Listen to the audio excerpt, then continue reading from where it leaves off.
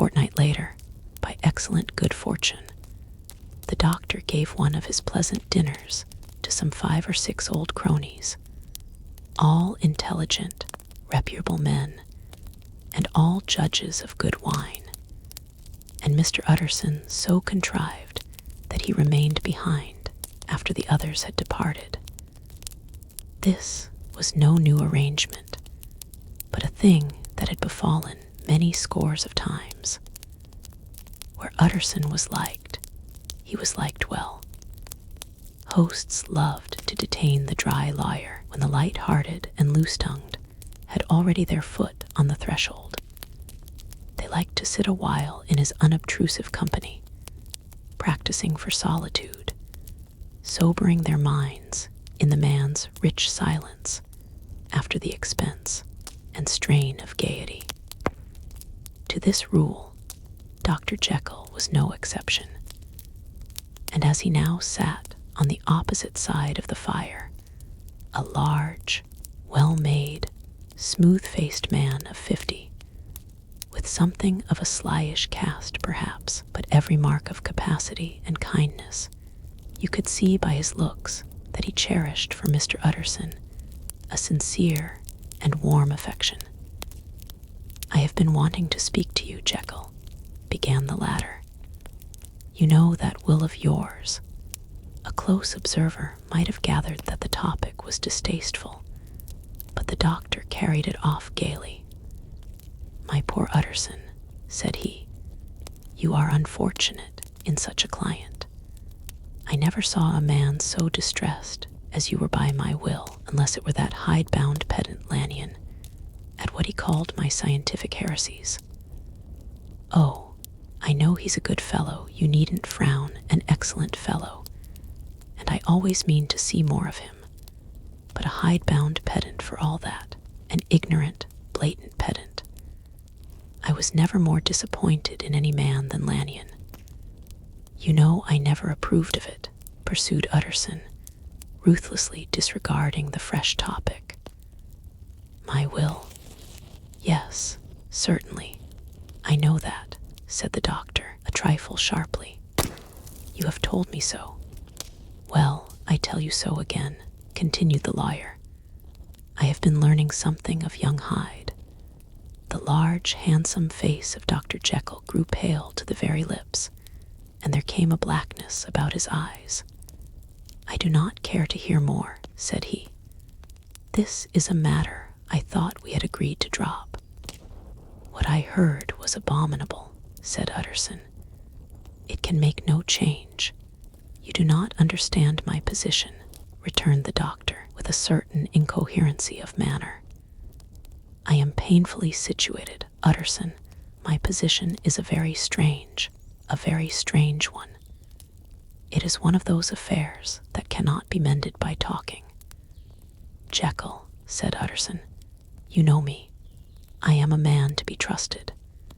Make a clean breast of this in confidence, and I make no doubt I can get you out of it."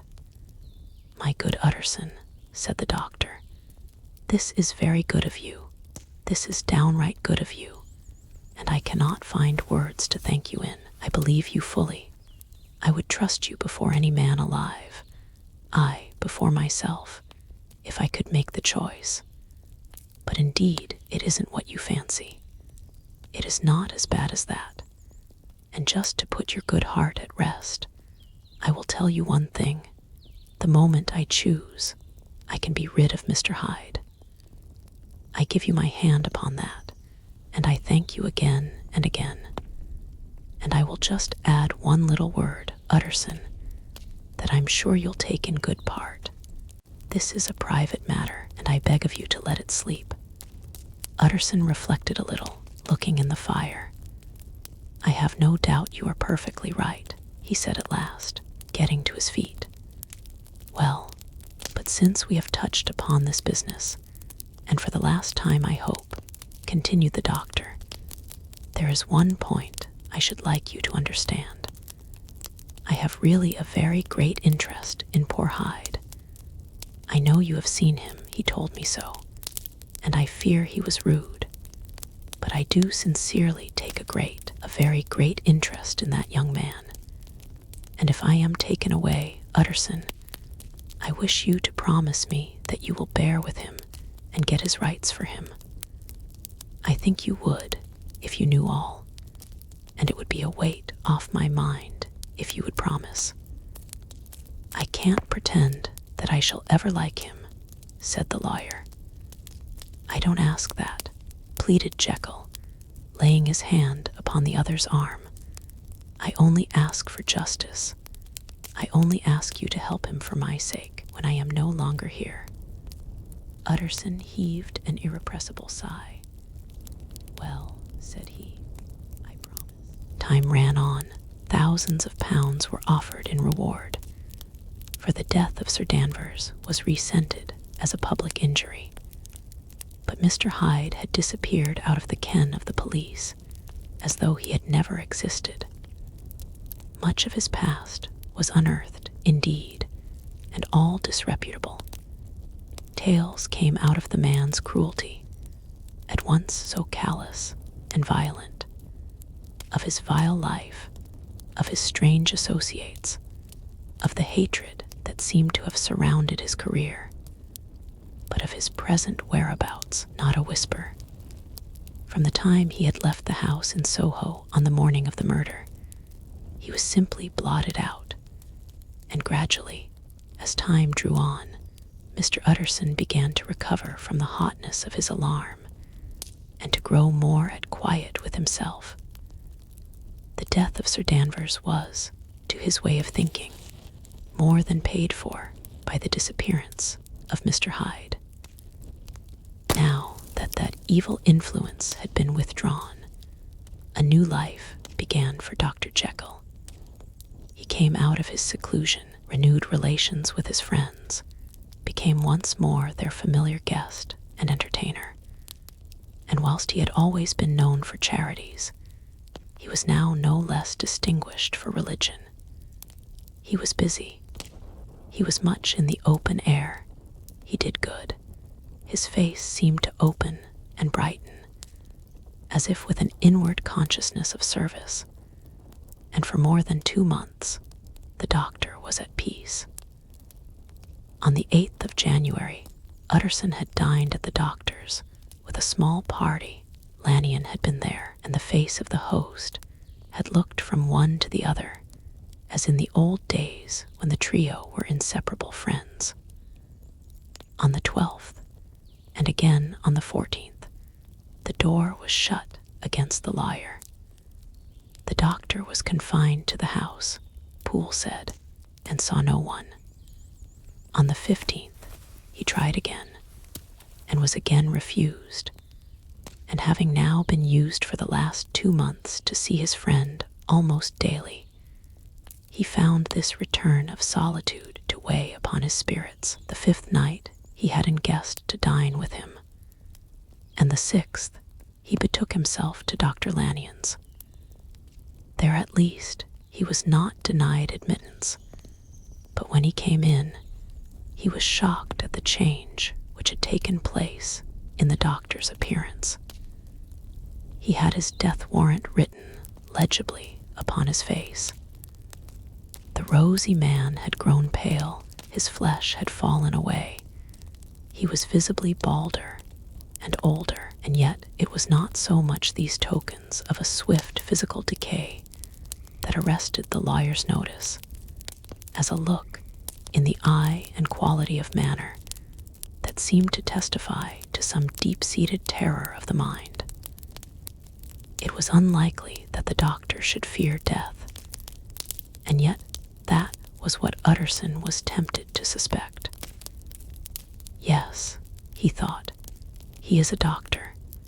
He must know his own state, and that his days are counted, and the knowledge is more than he can bear. And yet, when Utterson remarked on his ill looks, it was with an air of great firmness that Lanyon declared himself a doomed man. I have had a shock, he said, and I shall never recover. It is a question of weeks. Well, life has been pleasant. I liked it. Yes, sir, I used to like it. I sometimes think if we knew all, We should be more glad to get away. Jekyll is ill, too, observed Utterson. Have you seen him? But Lanyon's face changed. He held up a trembling hand. I wish to see or hear no more of Dr. Jekyll, he said in a loud, unsteady voice. I am quite done with that person, and I beg that you will spare me any allusion to one whom I regard as dead. Tut, tut, said Mr. Utterson, and then after a considerable pause, can't I do anything? He inquired. We are 3 very old friends, Lanyon. We shall not live to make others. Nothing can be done, returned Lanyon. Ask himself. He will not see me, said the lawyer.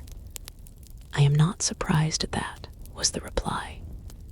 Some day, Utterson, after I am dead, you may perhaps come to learn the right and wrong of this. I cannot tell you. And in the meantime, if you can sit and talk with me of other things, for God's sake, stay and do so. But if you cannot keep clear of this accursed topic, then in God's name, go, for I cannot bear it. As soon as he got home, Utterson sat down and wrote to Jekyll, complaining of his exclusion from the house, and asking the cause of this unhappy break with Lanyon, and the next day brought him a long answer, often very pathetically worded, and sometimes darkly mysterious in drift. The quarrel with Lanyon was incurable. I do not blame our old friend, Jekyll wrote, but I share his view that we must never meet. I mean from henceforth to lead a life of extreme seclusion. You must not be surprised, nor must you doubt my friendship if my door is often shut even to you. You must suffer me to go my own dark way. I have brought on myself a punishment and a danger that I cannot name. If I am the chief of sinners, I am the chief of sufferers also. I could not think that this earth contained a place for sufferings and terrors so unmanning, and you can do but one thing, Utterson, to lighten this destiny, and that is to respect my silence. Utterson was amazed. The dark influence of Hyde had been withdrawn. The doctor had returned to his old tasks and amities a week ago. The prospect had smiled with every promise of a cheerful and an honored age. And now, in a moment, friendship and peace of mind and the whole tenor of his life were wrecked. So great and unprepared a change pointed to madness, but in view of Lanyon's manner and words, there must lie for it some deeper ground.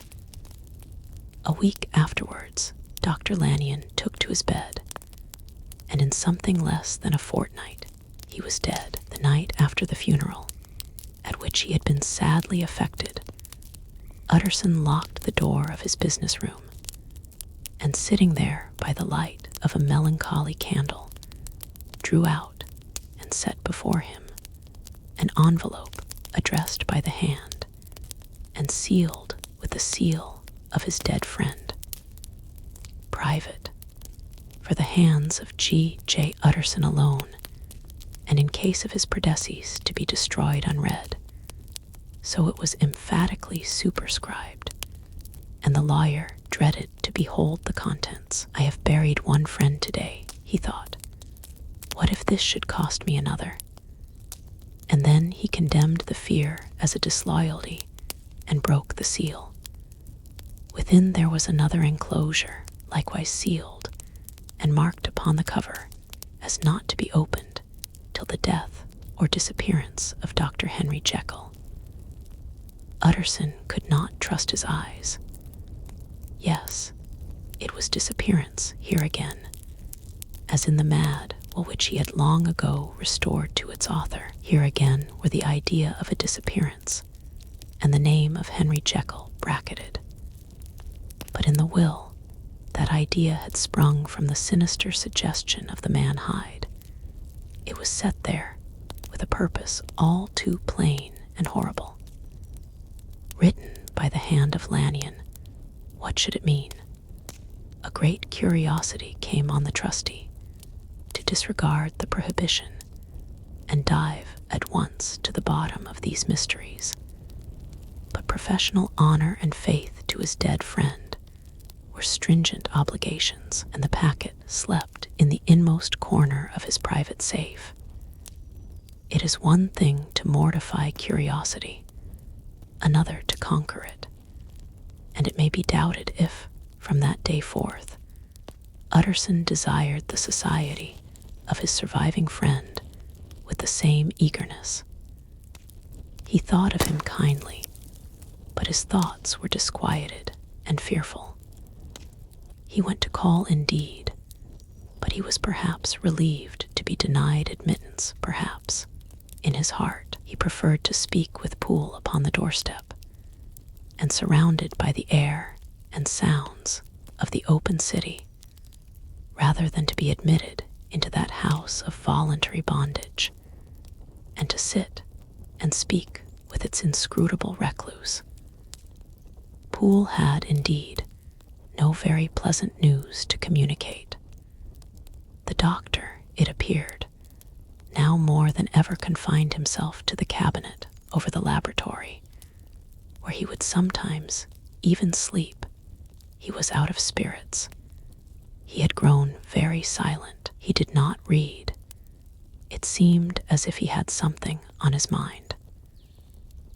Utterson became so used to the unvarying character of these reports that he fell off little by little in the frequency of his visits. It was late in the afternoon when Mr. Utterson found his way to Dr. Jekyll's door, where he was at once admitted by Poole and carried down by the kitchen offices and across a yard which had once been a garden to the building which was indifferently known as the laboratory or dissecting rooms. The doctor had bought the house from the heirs of a celebrated surgeon, and his own tastes, being rather chemical than anatomical, had changed the destination of the block at the bottom of the garden. It was the first time that the lawyer had been received in that part of his friend's quarters, and he eyed the dingy, windowless structure with curiosity, and gazed round with a distasteful sense of strangeness as he crossed the theater, once crowded with eager students, and now lying gaunt and silent, the tables laden with chemical apparatus, the floor strewn with crates and littered with packing straw, and the light falling dimly through the foggy cupola. At the further end, a flight of stairs mounted to a door covered with red baize, and through this, Mr. Utterson was at last received into the doctor's cabinet.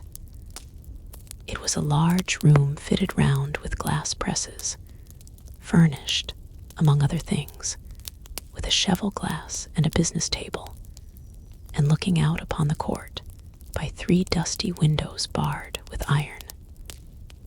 The fire burned in the grate. A lamp was set lighted on the chimney shelf, for even in the houses the fog began to lie thickly.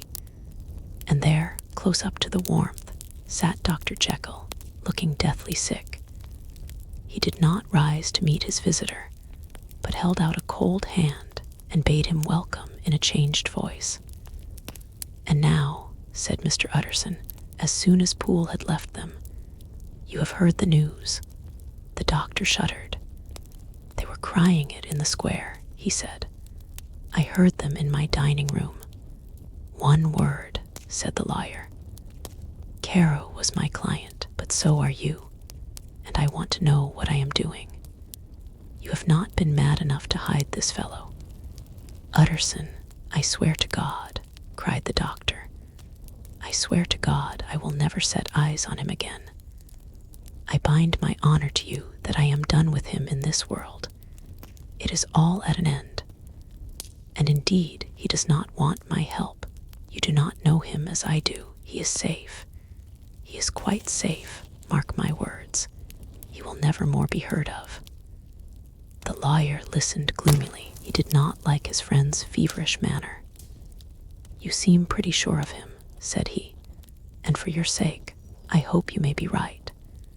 If it came to a trial, your name might appear." "I am quite sure of him," replied Jekyll. "I have grounds for certainty that I cannot share with anyone. But there is one thing on which you may advise me. I have received a letter, and I am at a loss whether I should show it to the police. I should like to leave it in your hands, Utterson. You would judge wisely, I am sure. I have so great a trust in you. You fear, I suppose, that it might lead to his detection?" asked the lawyer. "No," said the other. "I cannot say that I care what becomes of Hyde. I am quite done with him. I was thinking of my own character, which this hateful business has rather exposed." Utterson ruminated a while. He was surprised at his friend's selfishness, and yet relieved by it. "Well," said he, at last, "let me see the letter." The letter was written in an odd, upright hand, and signed Edward Hyde, and it signified, briefly enough, that the writer's benefactor, Dr. Jekyll, whom he had long so unworthily repaid for 1,000 generosities, need labor under no alarm for his safety, as he had means of escape on which he placed a sure dependence. The lawyer liked this letter well enough. It put a better color on the intimacy than he had looked for, and he blamed himself for some of his past suspicions. "Have you the envelope?" he asked. "I burned it," replied Jekyll, "before I thought what I was about, but it bore no postmark. The note was handed in." "Shall I keep this and sleep upon it?" asked Utterson. "I wish you to judge for me entirely," was the reply. "I have lost confidence in myself." "Well, I shall consider," returned the lawyer. "And now one word more. It was Hyde who dictated the terms in your will about that disappearance." The doctor seemed seized with a qualm of faintness. He shut his mouth tight and nodded. "I knew it," said Utterson. "He meant to murder you. You had a fine escape." "I have had what is far more to the purpose," returned the doctor solemnly. "I have had a lesson, O God, Utterson, what a lesson I have had." And he covered his face for a moment with his hands. On his way out, the lawyer stopped and had a word or two with Poole. "By the by," said he, "there was a letter handed in today. What was the messenger like?" But Poole was positive nothing had come except by post, and only circulars by that, he added. This news sent off the visitor with his fears renewed. Plainly the letter had come by the laboratory door. Possibly, indeed, it had been written in the cabinet, and if that were so, it must be differently judged and handled with the more caution.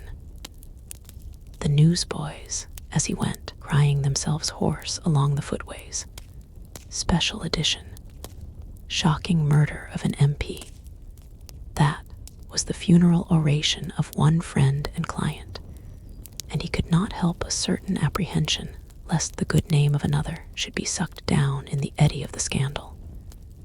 It was, at least, a ticklish decision that he had to make, and self-reliant as he was by habit, he began to cherish a longing for advice.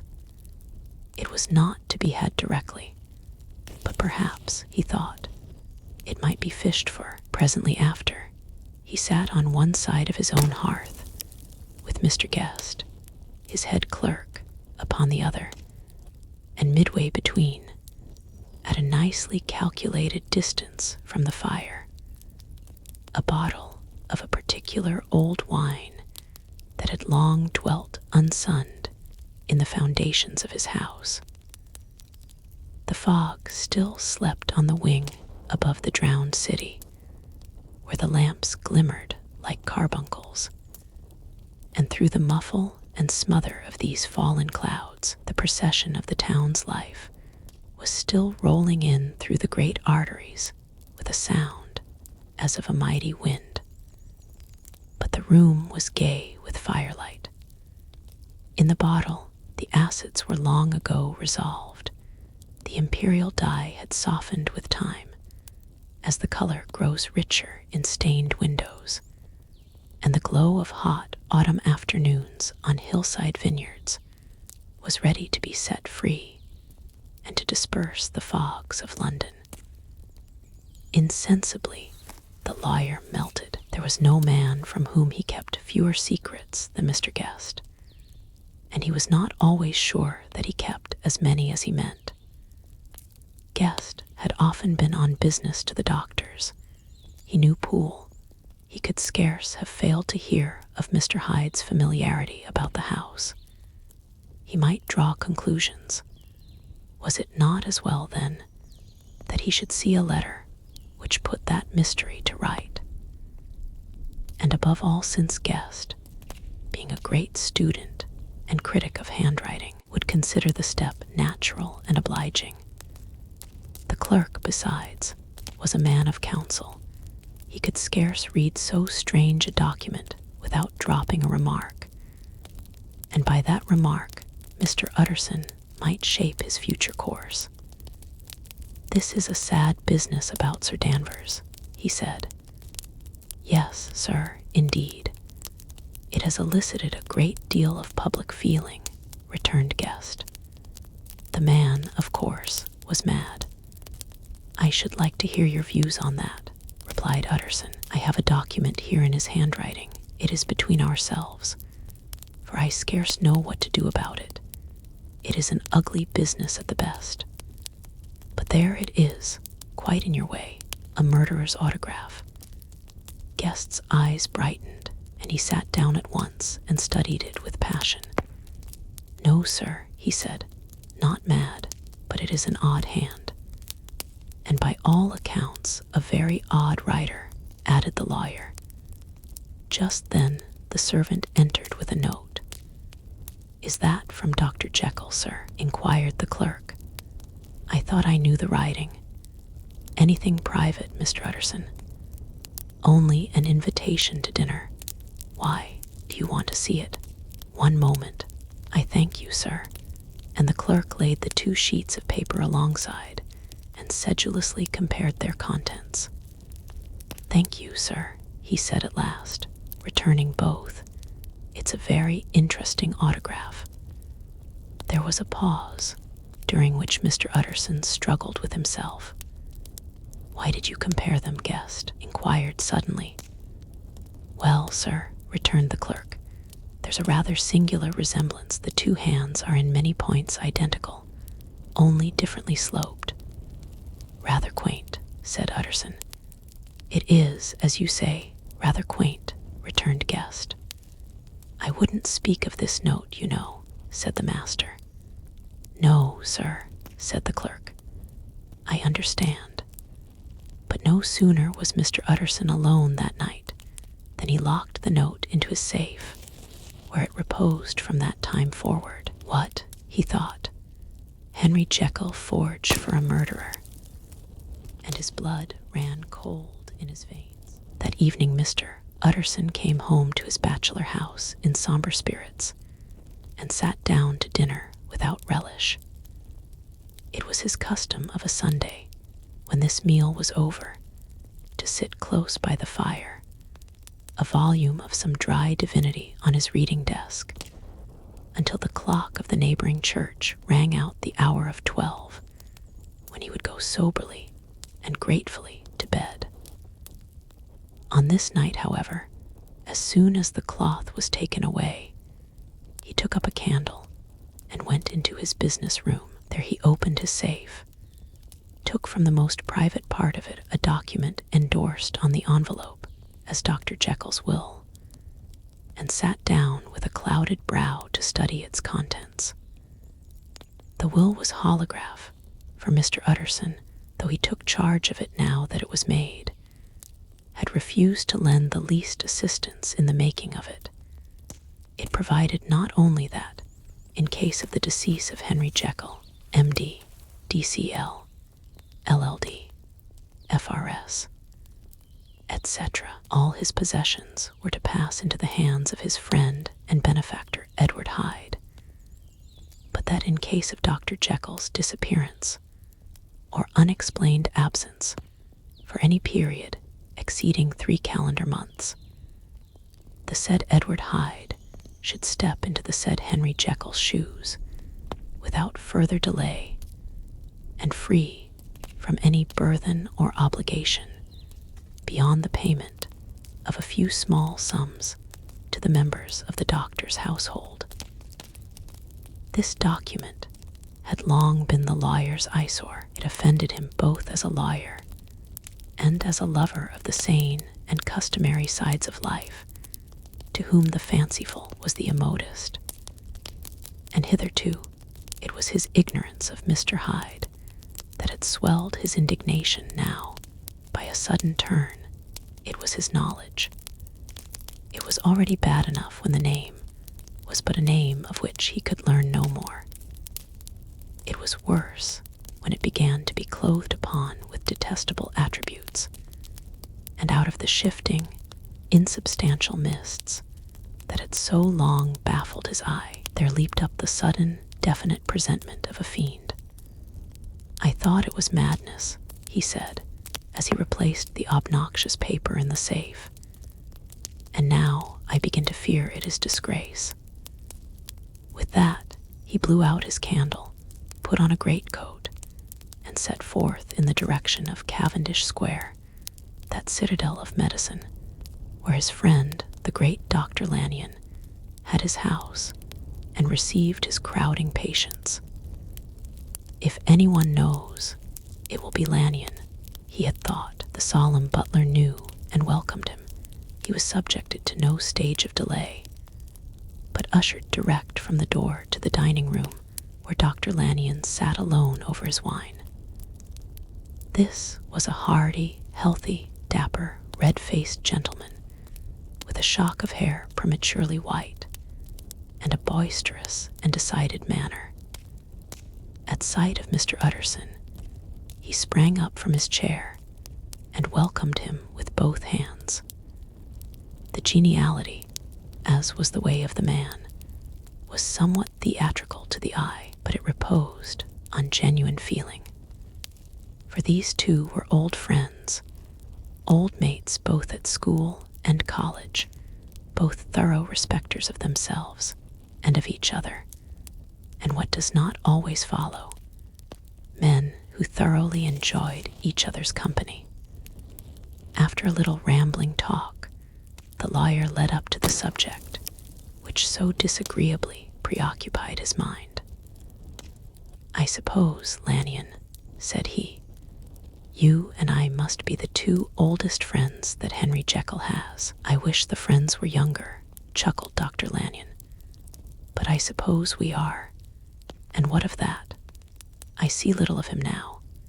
"Indeed," said Utterson. "I thought you had a bond of common interest." "We had," was the reply, "but it is more than 10 years since Henry Jekyll became too fanciful for me. He began to go wrong in mind, and though of course I continue to take an interest in him for old sake's sake, as they say, and I have seen devilish little of the man."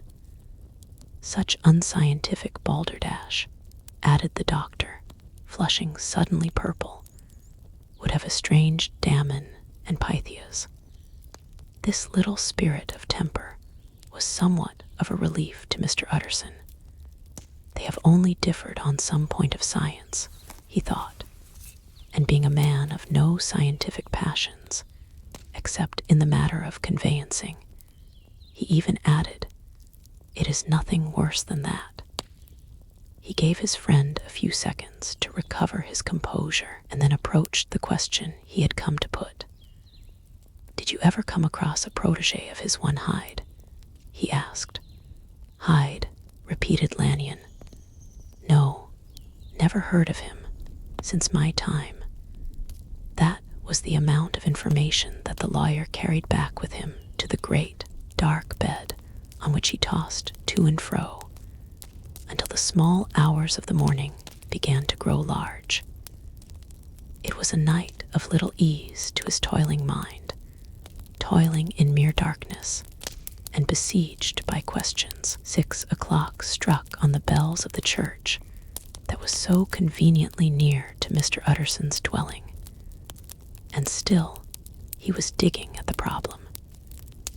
Hitherto it had touched him on the intellectual side alone, but now his imagination also was engaged, or rather enslaved, and as he lay and tossed in the gross darkness of the night and the curtained room, Mr. Enfield's tale went by before his mind in a scroll of lighted pictures. He would be aware of the great field of lamps of a nocturnal city, then of the figure of a man walking swiftly, then of a child running from the doctors, and then these met, and that human juggernaut trod the child down and passed on regardless of her screams.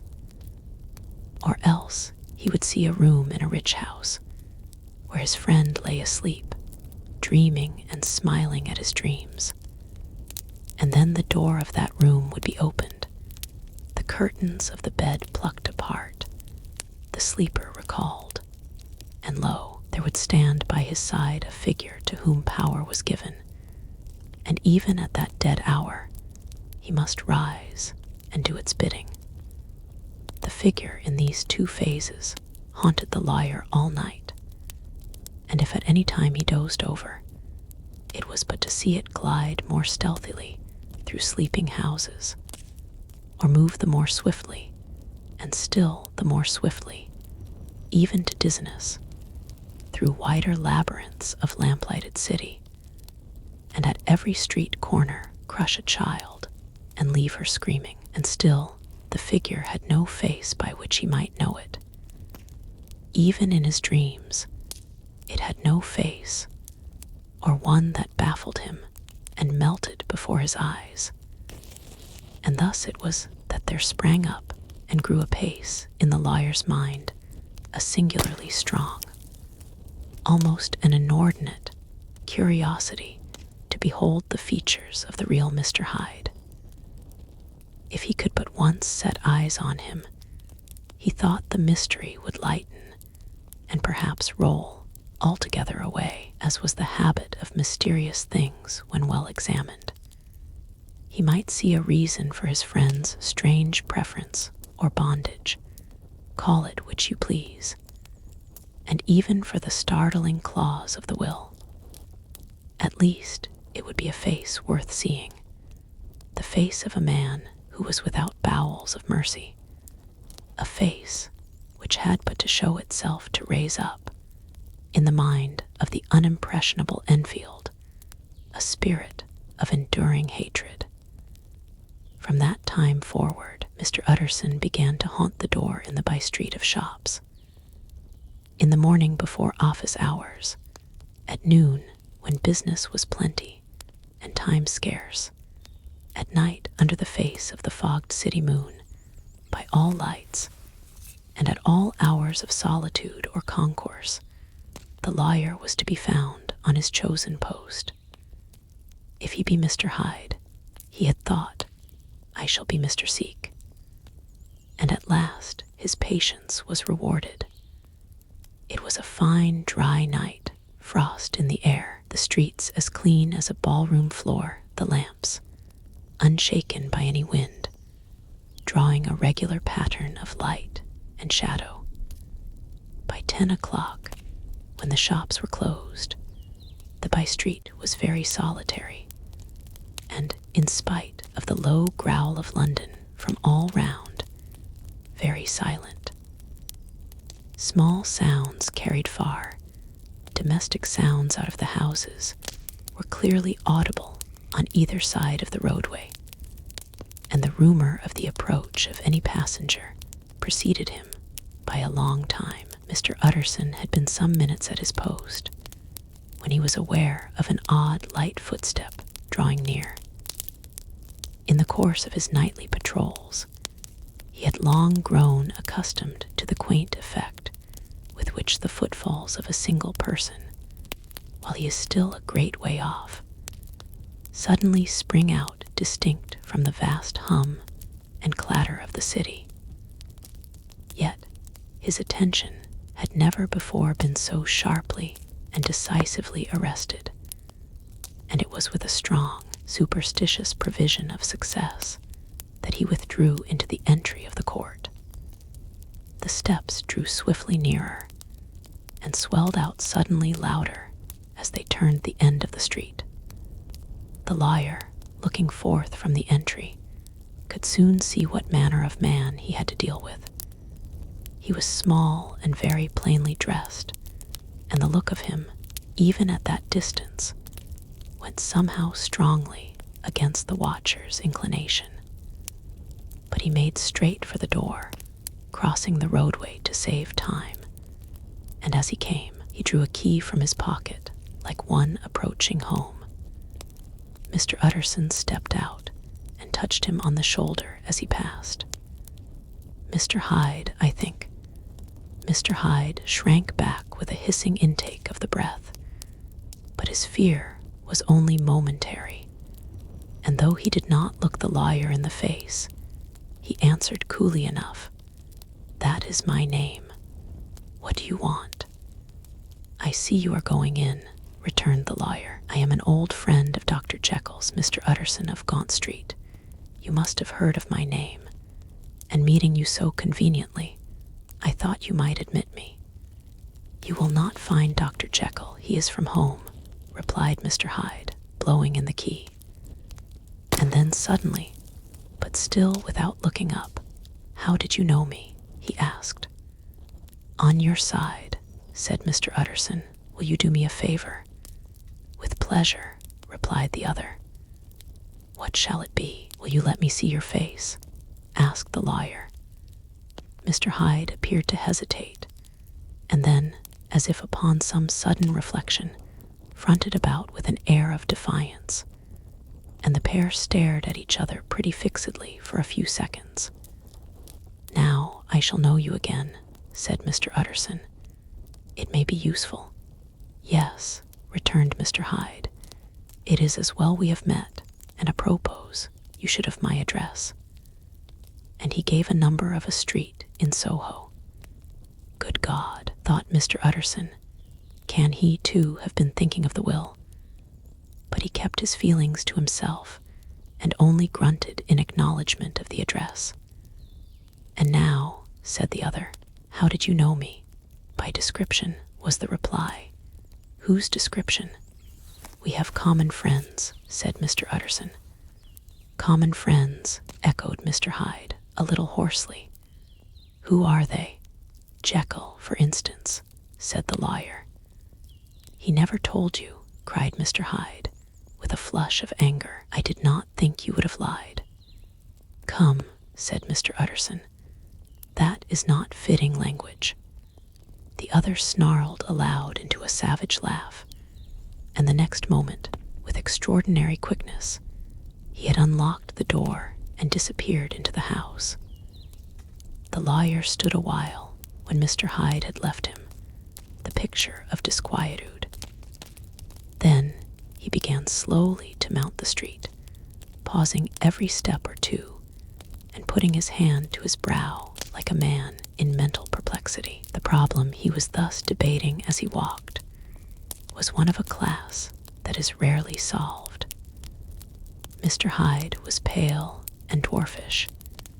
He gave an impression of deformity without any nameable malformation. He had a displeasing smile. He had borne himself to the lawyer with a sort of murderous mixture of timidity and boldness, and he spoke with a husky, whispering, and somewhat broken voice. All these were points against him, but not all of these together could explain the hitherto unknown disgust, loathing, and fear with which Mr. Utterson regarded him. "There must be something else," said the perplexed gentleman. "There is something more, if I could find a name for it." God bless me, the man seems hardly human. Something troglodytic, shall we say? Or can it be the old story of Dr. Fell? Or is it the mere radiance of a foul soul that thus transpires through and transfigures its clay continent? The last, I think. For, oh, my poor old Harry Jekyll, if ever I read Satan's signature upon a face, it is on that of your new friend. Round the corner from the by-street, there was a square of ancient, handsome houses, now for the most part decayed from their high estate, and let in flats and chambers to all sorts and conditions of men, map engravers, architects, shady lawyers, and the agents of obscure enterprises.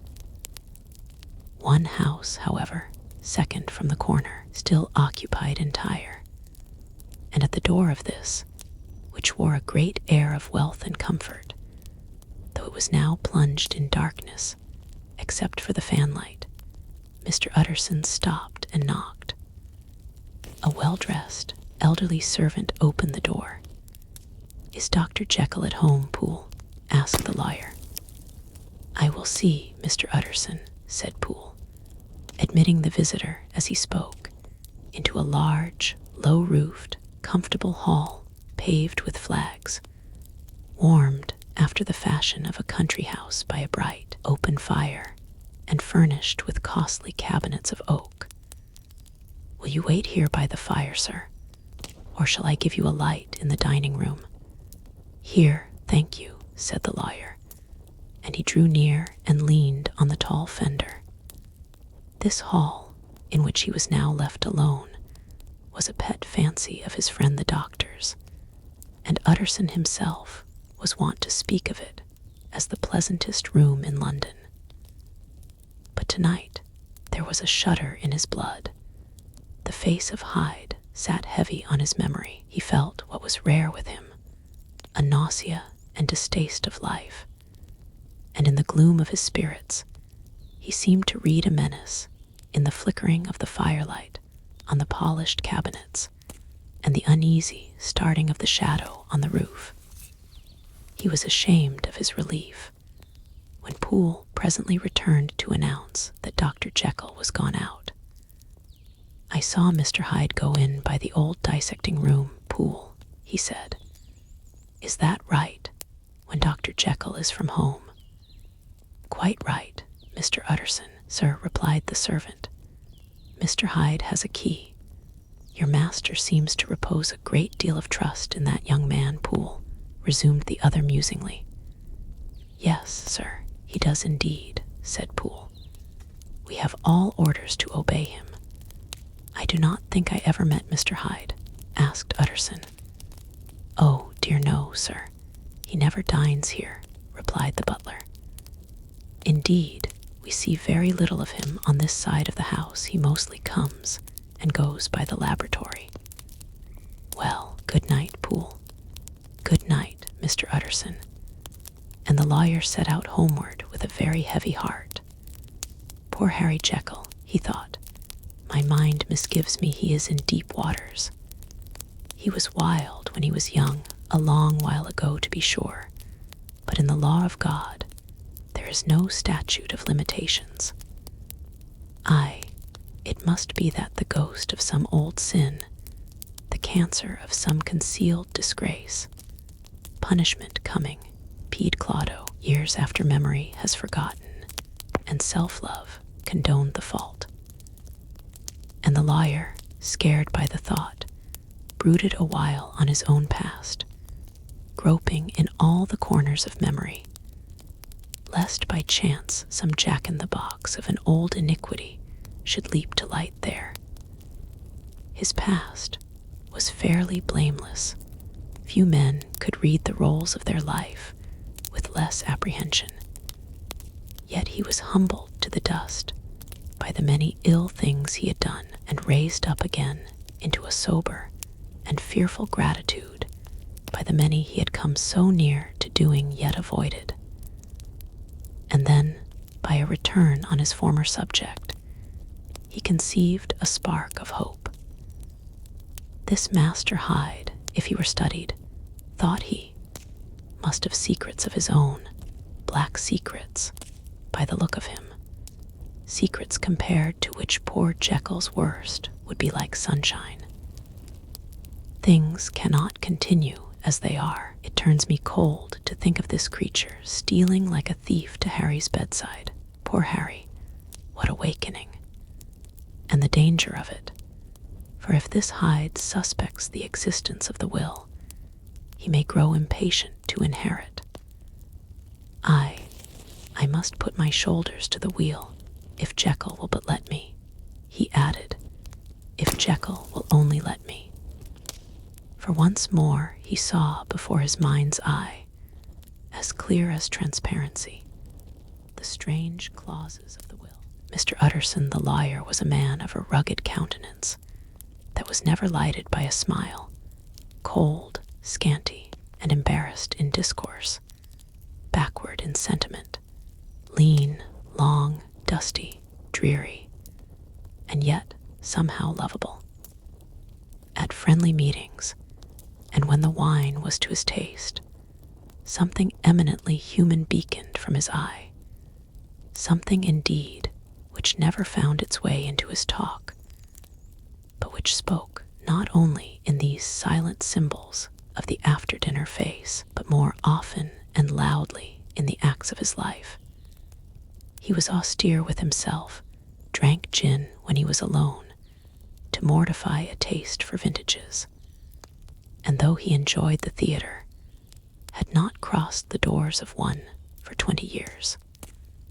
But he had an approved tolerance for others, sometimes wondering, almost with envy, at the high pressure of spirits involved in their misdeeds, and in any extremity inclined to help rather than to reprove. I incline to Cain's heresy, he used to say quaintly.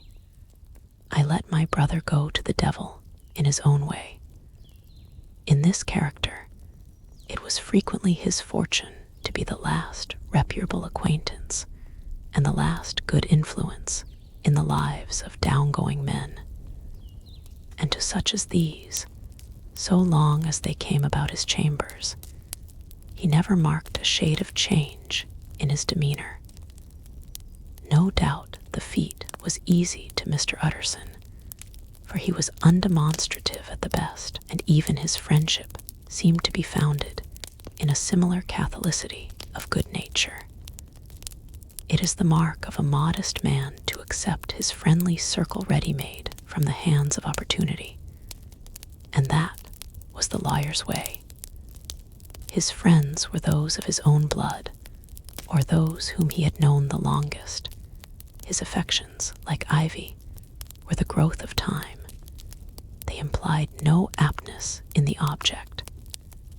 Hence, no doubt the bond that united him to Mr. Richard Enfield, his distant kinsman, the well-known man about town. It was a nut to crack for many, what these two could see in each other, or what subject they could find in common. It was reported by those who encountered them in their Sunday walks that they said nothing, looked singularly dull, and would hail with obvious relief the appearance of a friend. For all that, the two men put the greatest store by these excursions, counted them the chief jewel of each week, and not only set aside occasions of pleasure, but even resisted the calls of business, that they might enjoy them uninterrupted. It chanced on one of these rambles that their way led them down a by-street in a busy quarter of London. The street was small and what is called quiet, but it drove a thriving trade on the weekdays. The inhabitants were all doing well, it seemed, and all emulously hoping to do better still, and laying out the surplus of their gains in coquetry, so that the shop fronts stood along that thoroughfare with an air of invitation, like rows of smiling saleswomen. Even on Sunday, when it veiled its more florid charms, and lay comparatively empty of passage. The street shone out in contrast to its dingy neighborhood, like a fire in a forest. And with its freshly painted shutters, well-polished brasses, and general cleanliness and gaiety of note, instantly caught and pleased the eye of the passenger. 2 doors from one corner, on the left hand going east, the line was broken by the entry of a court.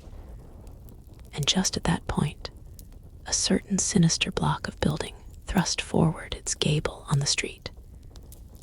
It was 2 stories high, showed no window, nothing but a door on the lower story, and a blind forehead of discolored wall on the upper, and bore in every feature the marks of prolonged and sordid negligence. The door, which was equipped with neither bell nor knocker, was blistered and distained. Tramps slouched into the recess and struck matches on the panels. Children kept shop upon the steps. The schoolboy had tried his knife on the moldings. And for close on a generation, no one had appeared to drive away these random visitors or to repair their ravages.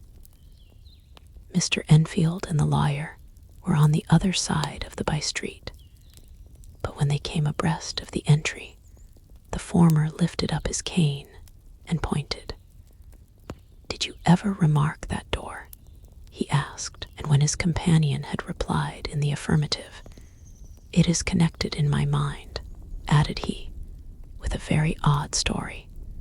"Indeed," said Mr. Utterson, with a slight change of voice. "And what was that?"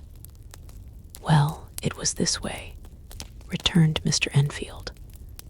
"I was coming home from some place at the end of the world, about 3 o'clock of a black winter morning, and my way lay through a part of town where there was literally nothing to be seen but lamps, street after street, and all the folks asleep street after street, all lighted up as if for a procession, and all as empty as a church, till at last I got into that state of mind when a man listens and listens, and begins to long for the sight of a policeman.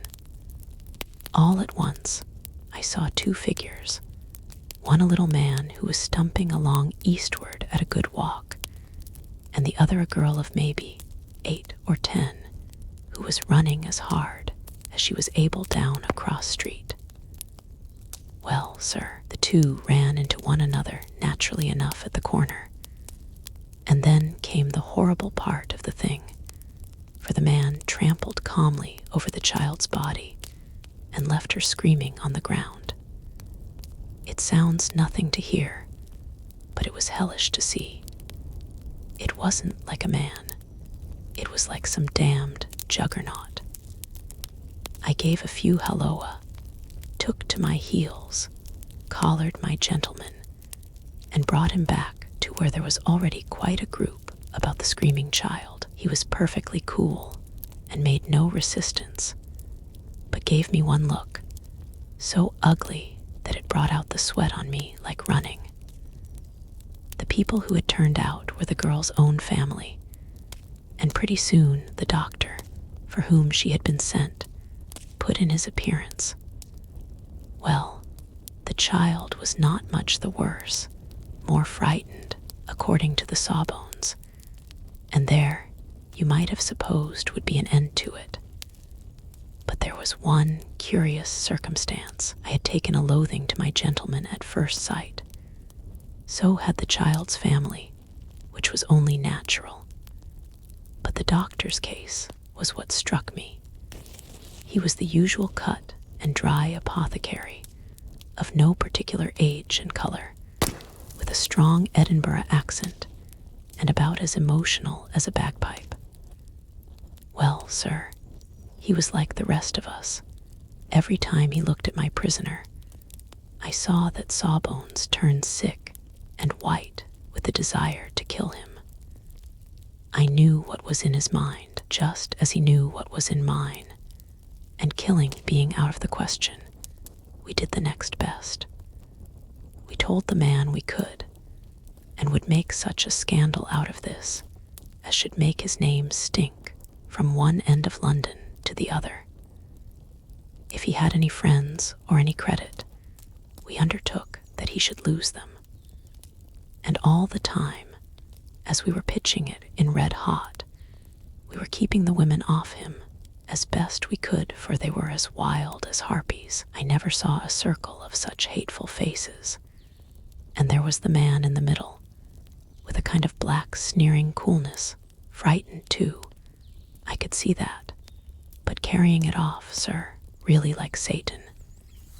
If you choose to make capital out of this accident, said he, I am naturally helpless. No gentleman but wishes to avoid a scene, says he. Name your figure. Well, we screwed him up to £100 for the child's family. He would have clearly liked to stick out, but there was something about the lot of us that meant mischief, and at last he struck.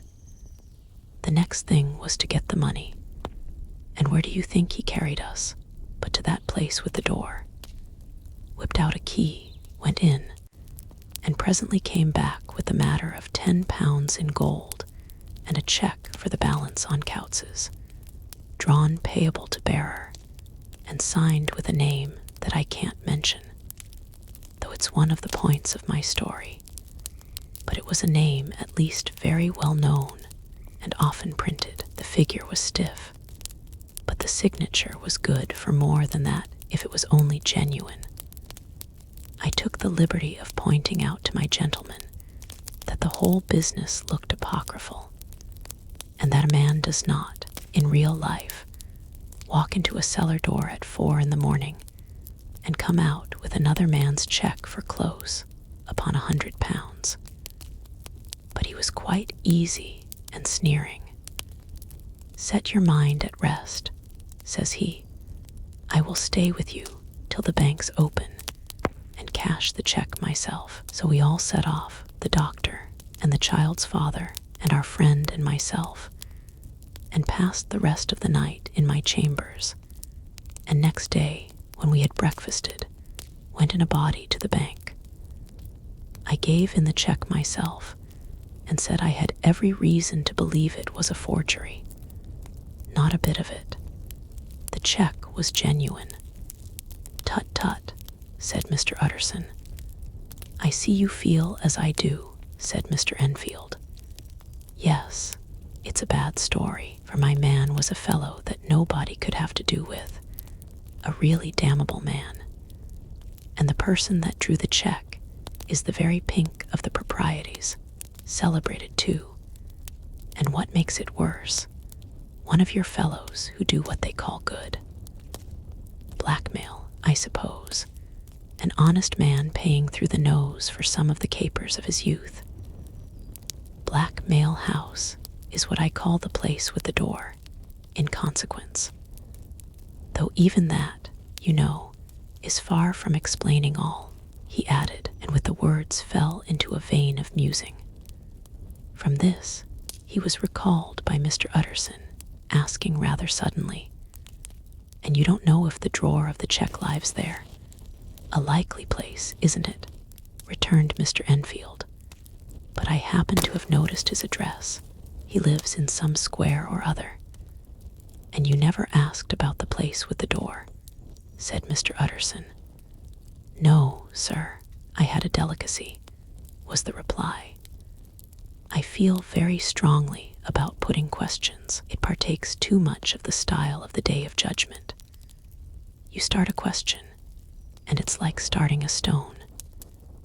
You sit quietly on the top of a hill, and away the stone goes, starting others, and presently some bland old bird, the last you would have thought of, is knocked on the head in his own back garden, and the family have to change their name.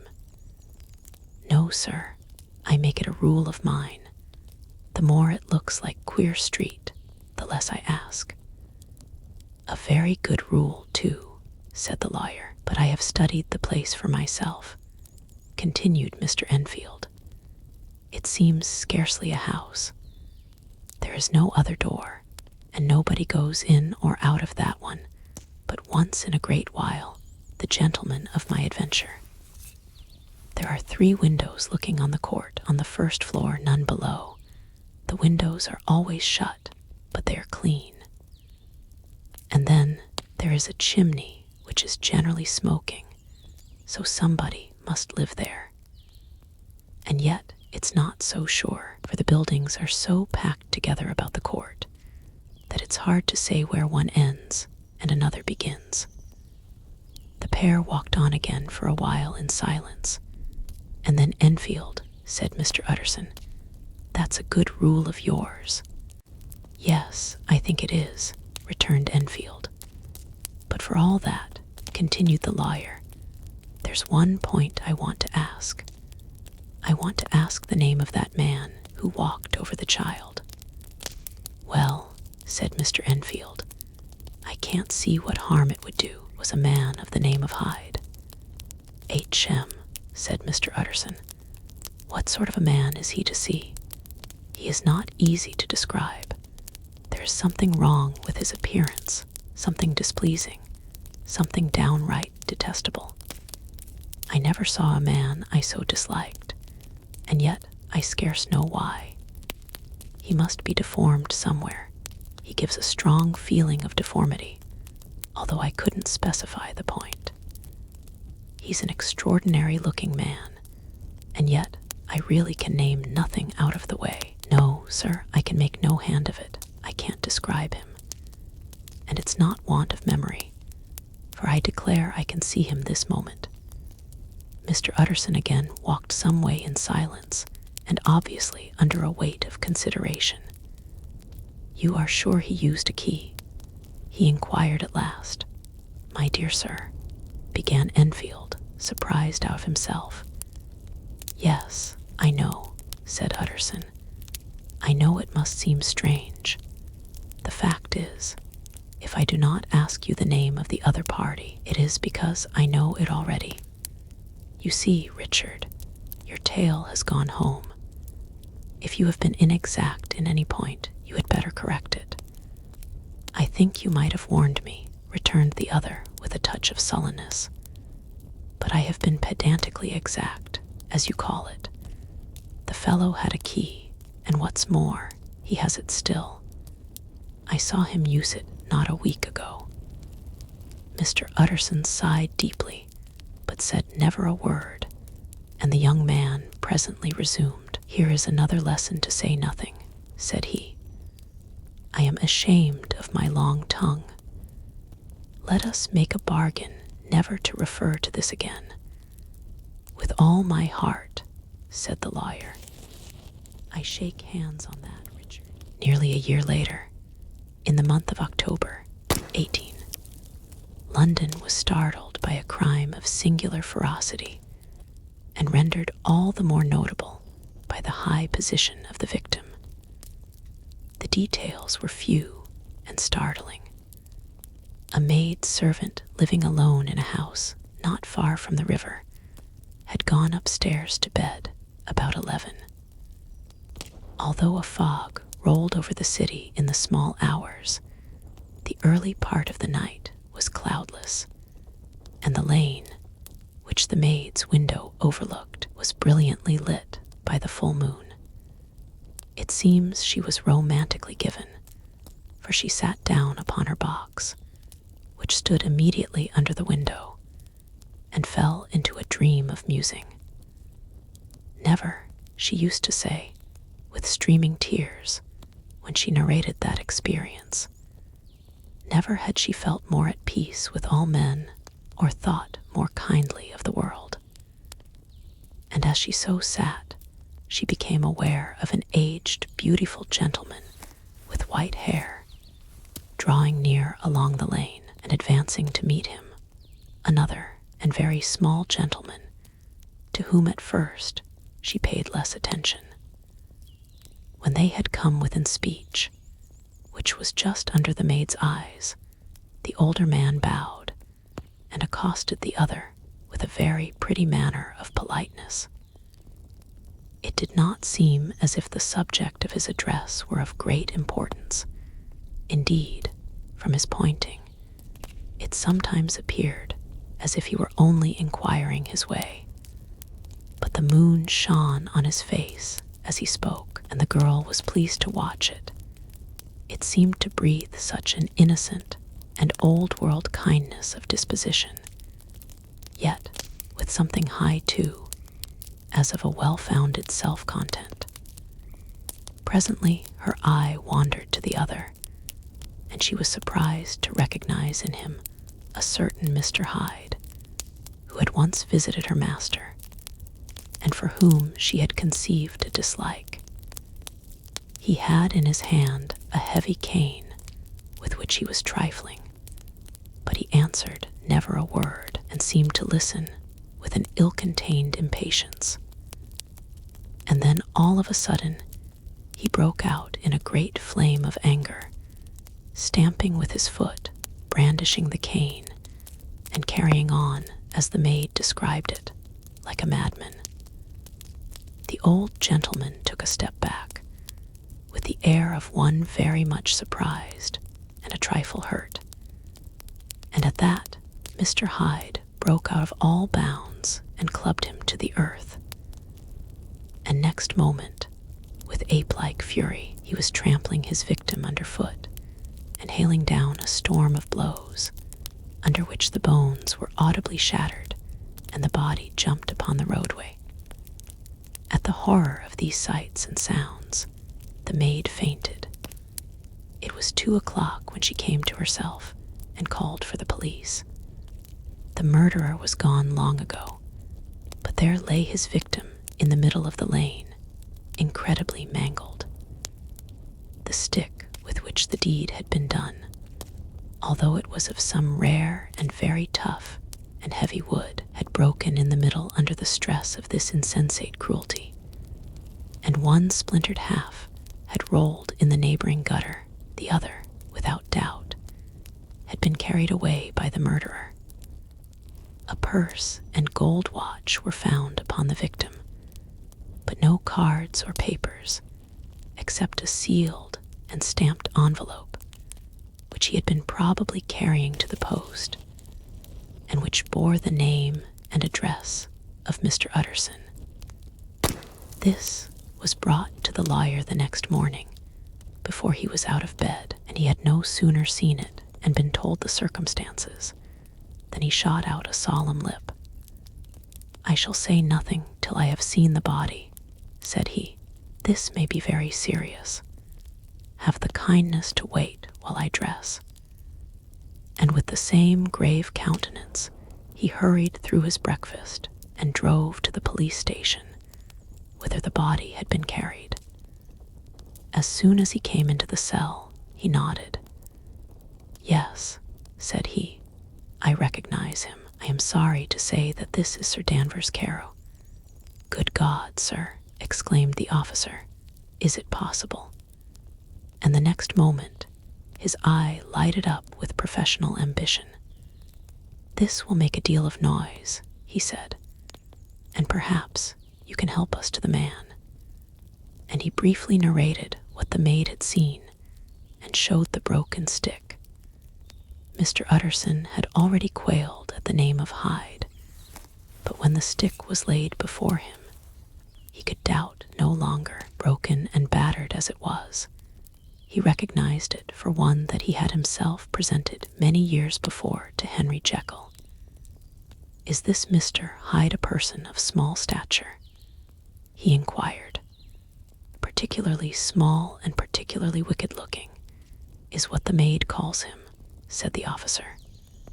Mr. Utterson reflected, and then, raising his head, "If you will come with me in my cab," he said, "I think I can take you to his house."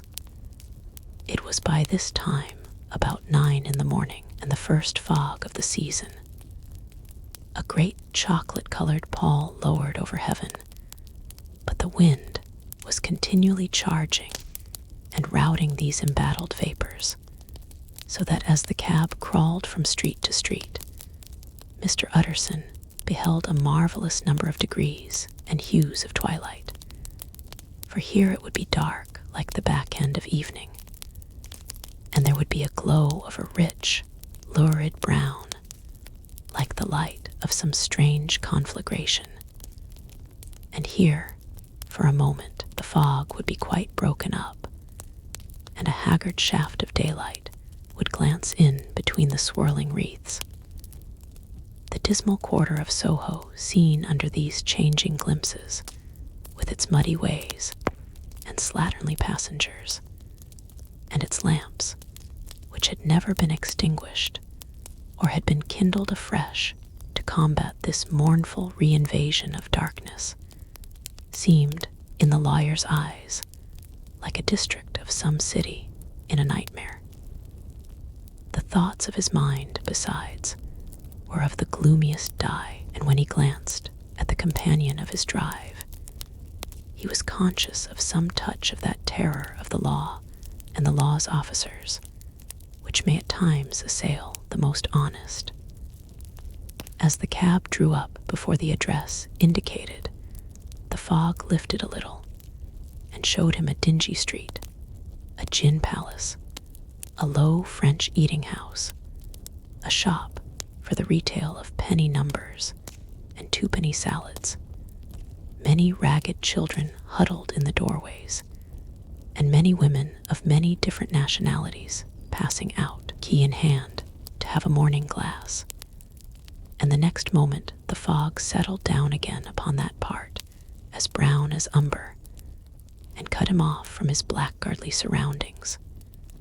This was the home of Henry Jekyll's favorite, of a man who was heir to 250,000 sterling.